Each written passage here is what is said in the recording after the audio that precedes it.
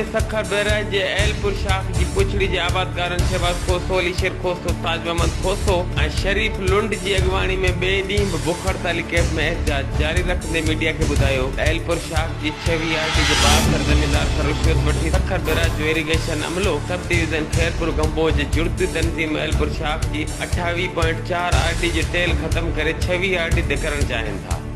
जॾहिं त असां टेल जे आबादकारनि जा वाटर कोर्स 5 आरटी ऐं 10 एल ते चढ़ियल ज़मीन ख़त्म करे 4 आर ऐं 9 एल वाटर कोर्सनि ते 6 आरटी वटि करणु चाहिनि था। हिननि जो वधीक चवणो 62 ज़मींदार एलपुर शाख जी 27 ऐं 28 आरटियूं ख़त्म करे सरकारी भॾो ॼाणायो वञी एलपुर शाख जे आरटियुनि में वरी कोटड़ी बैराज में निकितल वाटर कोर्स 6 एल उबतो आहे। एलपुर शाख जी 6 आरटी ते पंहिंजी ज़री ज़मीन कोटड़ी बैराज ऐं सखर बैराज जे ॿिन्ही वाटर कोर्सनि मां आबाद करणु चाहे थो। जॾहिं त एलपुर शाख जी टेल जे 50 नंढनि आबादकारनि जी 560 एकड़ ज़री ज़मीन जेका सिर्फ़ एलपुर शाख ते चढ़ियल आहे जंहिंजो पाणी बंदि करे मुआशी कंगाल करणु चाहे थो।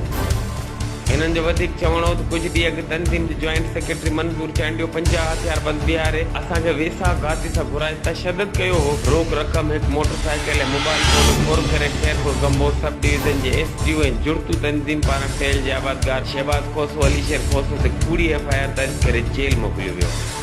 जॾहिं त 1 महीनो गुज़रण बावजूदि असांजो फुर थियल सामान असांखे वापसि नाहे मिलियो। हिननि चयो त पाणी असांजे मुआशी हक़ आहे। हिननि MNA मीर गुलाम अली टालपुर वज़ीर आला सिंध वज़ीर आज़म पाकिस्तान चीफ जस्टिस खे अपील कंदे चयो त असांजो फुर थियल सामान वापसि कराए असांजी कानूनी मदद करे ॾोहरनि ख़िलाफ़ कानूनी कार्रवाई कई वञे। ॿी सूरत में मरण घड़ी ताईं बुख हड़ताल जारी रहंदी।